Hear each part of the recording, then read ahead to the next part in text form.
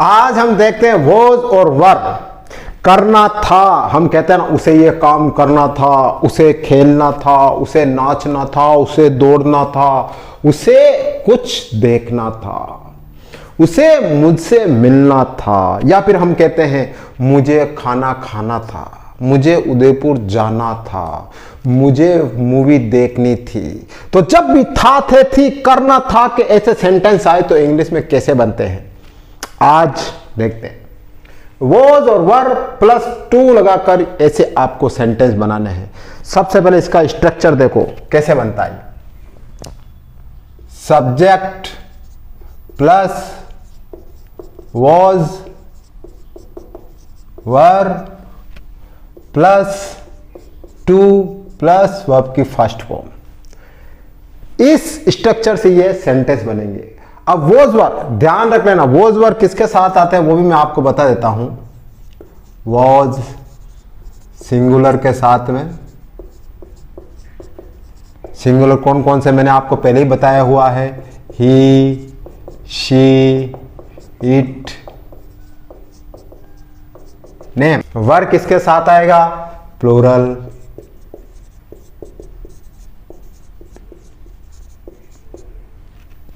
और प्लूरल भी मैंने आपको पिछले वाले जो वीडियो बनाया था उसमें बता चुका हूं आपको, फिर भी वापस बता रहा हूं प्लूरल कौन कौन से होते हैं। आई, वी, यू, दे, इनके साथ में वर लगेगा, इनके साथ में वॉज लगेगा। अब इस स्ट्रक्चर से हम सेंटेंस बनाते हैं। अब हम जैसे कोई सेंटेंस बनाते हैं कि उसे खेलना था, उसे खेलना था, तो क्या होगा, ही वॉज टू प्ले, उसे खेलना था। सब्जेक्ट, सब्जेक्ट आ गया, वॉज आ गया। वॉज क्यों आया, क्योंकि ये सिंगुलर है तो वॉज आ गया, फिर टू आ गया, फिर वर्ब की फर्स्ट फॉर्म आ गई, उसे खेलना था। एक सेंटेंस और बनाते हैं। मुझे जाना था, मुझे जाना था, आई वर टू गो, मुझे जाना था, सब्जेक्ट आ गया, हेल्पिंग वर्ब आ गई, टू आ गई और फिर वर्ब आ गई, वर्ब की फर्स्ट फॉर्म। अब अगर इसी को नेगेटिव बनाना हो तो बिल्कुल, मुझे नहीं जाना था, मुझे नहीं खेलना था। अब इसको नेगेटिव बनाना है तो ये अफर्मेटिव का स्ट्रक्चर है, अफर्मेटिव यानी सकारात्मक वाक्य का। अब नेगेटिव का स्ट्रक्चर क्या है वो देखते हैं। नेगेटिव सब्जेक्ट करोगे आप, फिर वॉज वर करोगे आप, फिर नॉट आ जाएगा, फिर टू आ जाएगा, फिर वर्ब की फर्स्ट फॉर्म हो जाएगी, इससे नेगेटिव बनेगा। अब ही वॉज टू प्ले, इसी को नेगेटिव बनाओ। इसका क्या मतलब है, उसे खेलना था। अब मैं कहूं उसे नहीं खेलना था तो फिर क्या आएगा, he was not to play, उसे नहीं खेलना था।